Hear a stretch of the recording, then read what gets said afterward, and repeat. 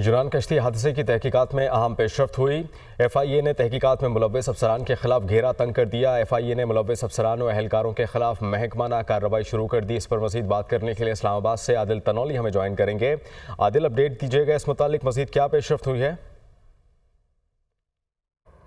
हाँ जी, देखें, यूनान कश्ती हादसे की तहकीकात के लिए FIA की जानब से जो टीमें तश्कील दी गई हैं उनको तहकीकात में अहम पेशरफ्त सामने आई है, जिसमें 18 अफसरान जो हैं जिनका ये बताया गया है कि उनको मुलव्वस होने के शोबे में मुबैना तौर पर ज़िला बदर करने के अहकामात जारी कर दिए गए हैं। इन तमाम अफसरान के खिलाफ बाकायदा तौर पर कानूनी कार्रवाई का आगाज़ जो है वो भी FIA की जानब से कर दिया गया है। ज़िला बदर किए जाने वाले अफसरान में inspector, sub inspector, head constable और कांस्टेबल लेवल के जो मुलाजमीन हैं वो शामिल है। उनके खिलाफ बाकायदा तौर पर FIA की जानब से तहकीकात का आगाज़ जो है वो भी कर दिया है। ज़राए की जानब से ये भी बताया गया है कि ये अफसरान गुजरात, गुजरांवाला ठीक है और सियालकोट आदिल, इस में मुतालिक आप हमें अपडेट कर रहे थे, बहुत शुक्रिया।